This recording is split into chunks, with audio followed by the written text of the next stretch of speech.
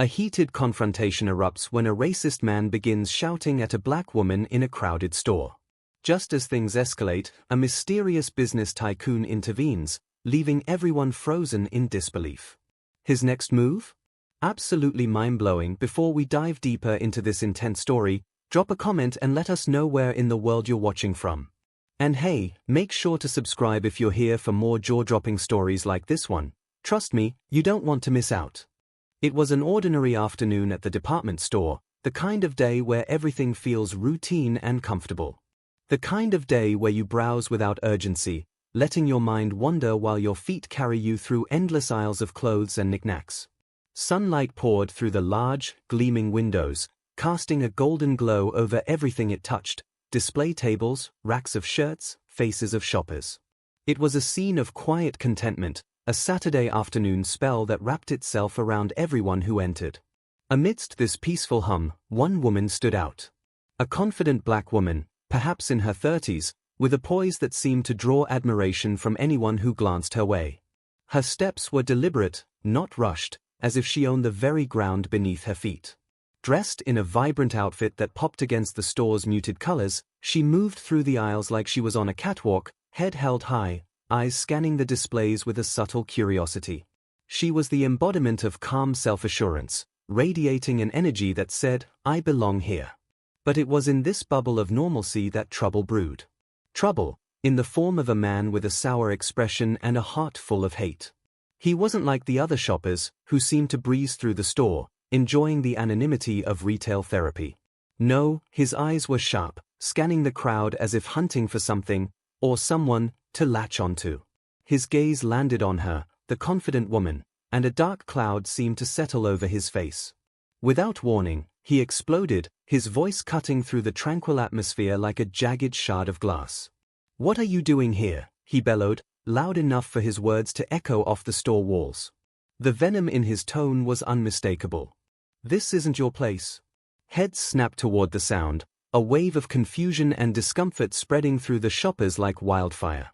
The store, which had been bustling just moments ago, suddenly felt suffocating. Eyes darted between the man and the woman, the crowd unsure of what they were witnessing. The woman, however, didn't flinch. Not at first. She stood tall, her face a mask of serenity, as though she hadn't heard him at all. It was a posture born from years of experience, of enduring, of rising above. She had faced this kind of ugliness before, and she wasn't about to let some bitter, ignorant man ruin her day. So, she kept browsing, her fingers brushing over the fabrics as if she was immune to his hate-filled words. But the man wasn't having it. His insult had failed to land, and that only made him angrier. He took a step closer, his fists clenched at his sides, his face red with frustration. "Did you hear me?" he shouted, louder this time, his voice sharp and ugly. "People like you don't belong here." A murmur swept through the store, like the low rumble of thunder before a storm.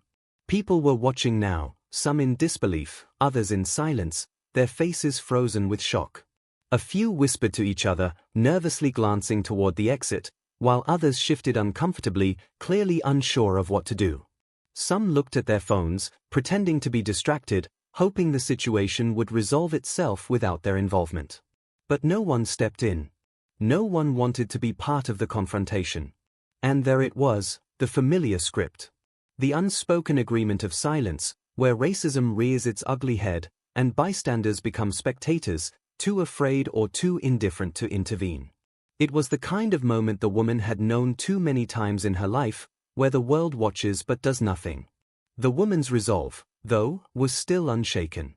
She could feel the eyes on her, the weight of everyone's expectations, but she refused to let this man dictate her actions.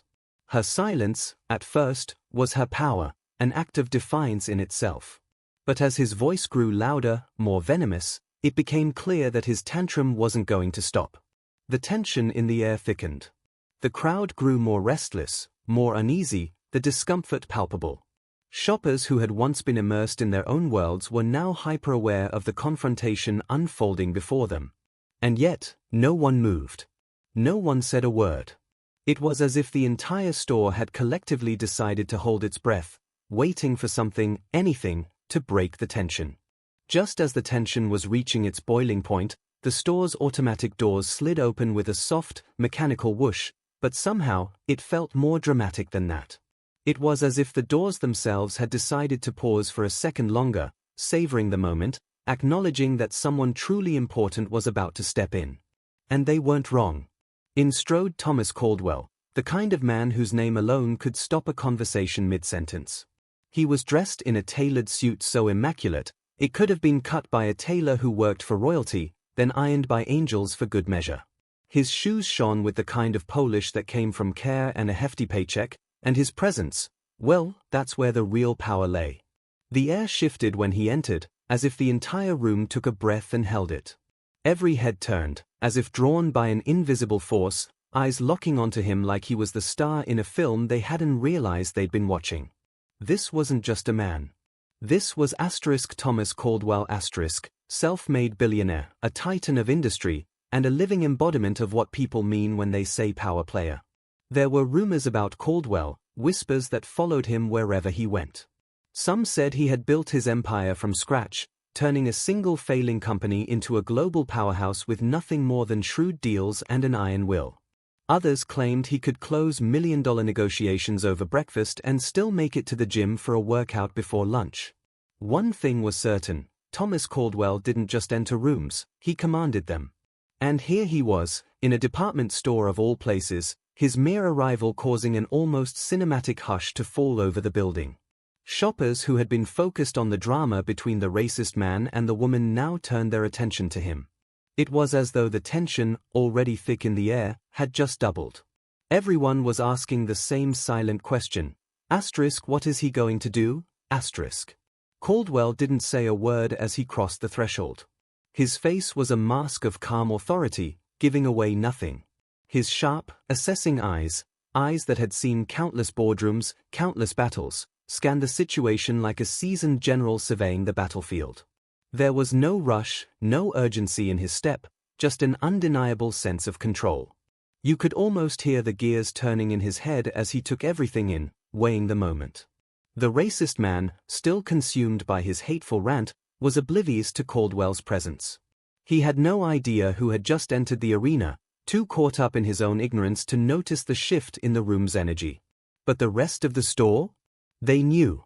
You could feel the whispers crackling through the crowd, like electricity jumping from one person to the next. People leaned into one another, hushed but excited. That's him, isn't it? Caldwell. What's he doing here? What's going to happen? It was as if they were watching the climax of a movie, where everything hinges on what the hero, or anti-hero, will do next. Some shoppers looked hopeful, others apprehensive, but all were on edge. No one dared to make a sound, too caught up in the weight of the moment. Would Caldwell step in? Would he ignore the confrontation entirely, brush it off as beneath his notice, like swatting away a minor inconvenience? Would he take sides? And then there were his footsteps. Each one echoed through the store, a steady, precise rhythm that matched the beating hearts of everyone watching. He wasn't just walking, he was advancing, with the kind of purpose that made it clear he knew exactly what he was doing. The click of his shoes on the polished floor added to the suspense, like the ticking of a clock counting down to a decision that could change everything.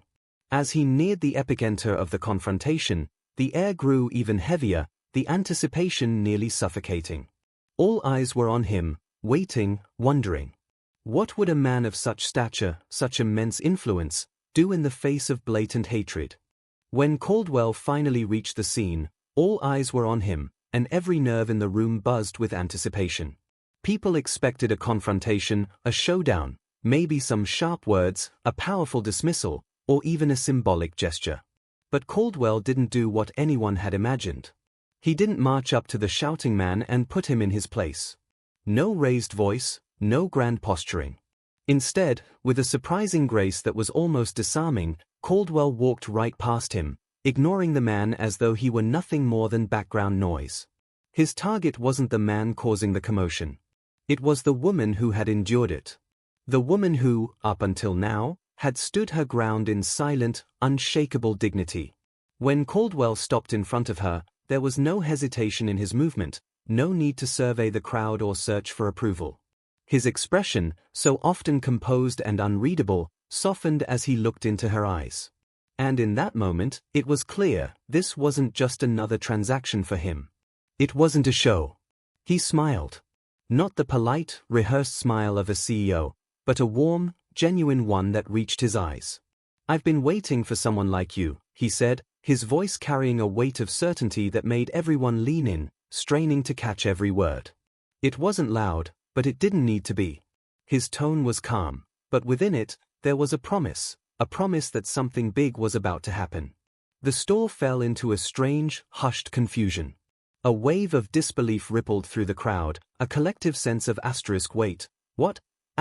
Like a gust of wind had blown through, scattering everyone's assumptions. What did he mean? Why was he talking to her as if they had some deep connection? People exchanged baffled looks, trying to piece together what they were witnessing. Was this a setup? A stunt? It felt almost surreal, like they had slipped into a different kind of reality, one where the script had flipped without warning. And then, Caldwell turned to the racist man. The man who, moments ago, had been brimming with arrogance and venom, now stood frozen, caught completely off guard. His bravado had drained away, leaving only the empty shell of a bully who suddenly realized he was no longer the center of attention. He stared at Caldwell, his face pale, his body rigid, like a deer caught in headlights, unable to process what was happening. Caldwell's voice, still smooth but now tinged with a cutting irony, rang out like a well-aimed dart. "Thank you," he said, each syllable deliberate, "for showing me exactly the kind of ignorance I want nowhere near my company." The words hung in the air, sharp and final, like the click of a door locking shut.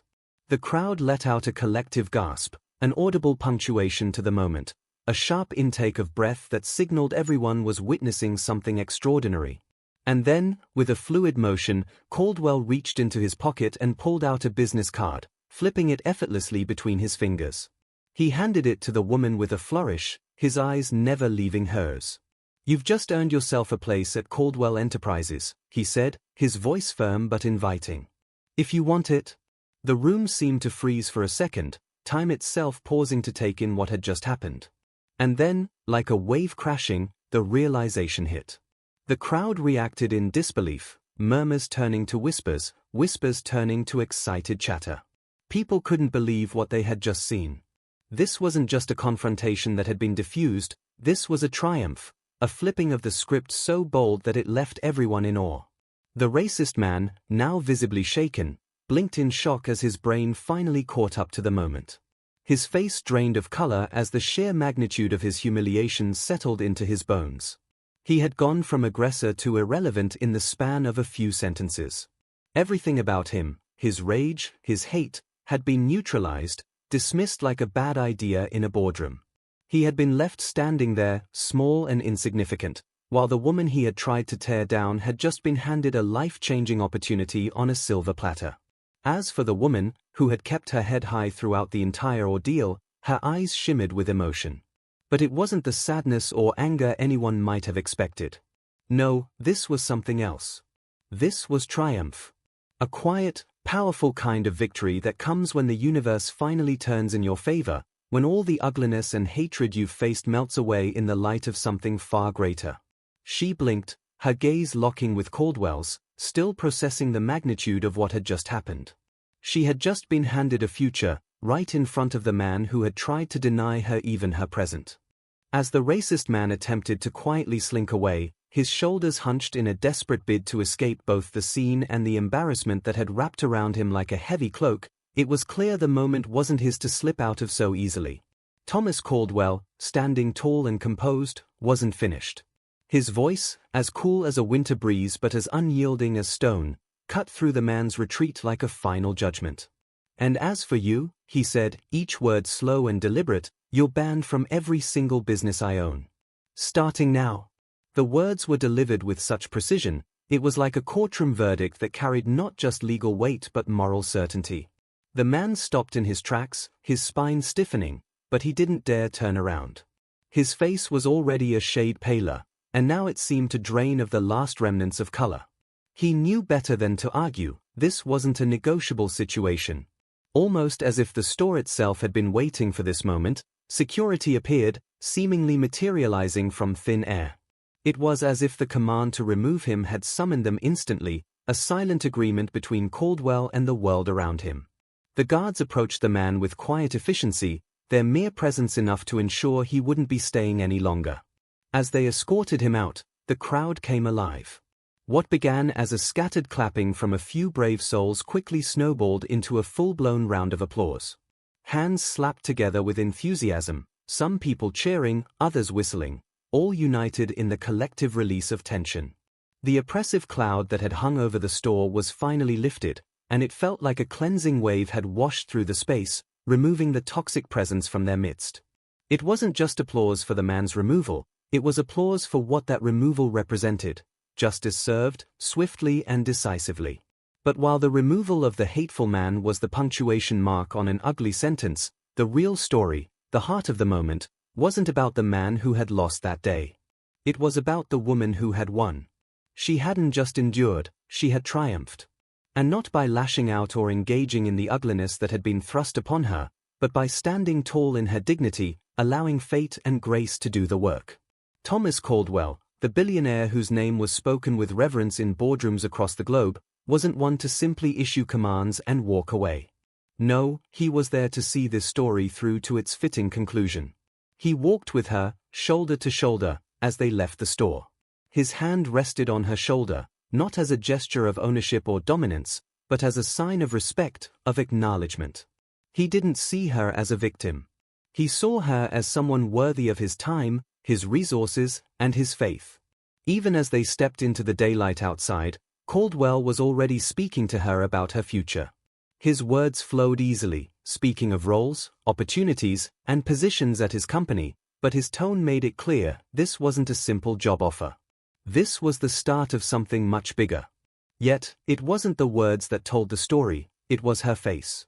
The smile that spread across her lips was radiant, not just from the joy of the moment but from something deeper. It wasn't just relief, or even excitement. It was the look of someone who had been seen, truly seen, and lifted up in a way that no resume or recommendation could offer. This was about dignity. About justice. And most importantly, it was about reclaiming a narrative that had been so carelessly and cruelly thrown at her. For the onlookers, it felt like the perfect, poetic ending to a story that had begun with ugliness but ended with grace and opportunity. What started as a hateful confrontation had been flipped entirely on its head. Hate, which had swaggered in so brazenly, was crushed not by violence or anger, but by the sheer weight of decency and power used for good. As Caldwell and the woman walked away, leaving the store behind them, there was an unmistakable sense in the air that something special had just occurred. People would talk about this day for weeks, months, maybe years. Not because of the man who had been escorted out, but because of the woman who had walked out victorious, with the world at her feet and a future full of possibilities. And for her, it wasn't just about a new job. It was about so much more. It was about the arc of justice bending in her favor. It was about the kind of dignity that couldn't be torn down, no matter how hard someone tried. And it was about the rare and beautiful twist of fate, where opportunity and grace crushed hate underfoot and left something magnificent in its place.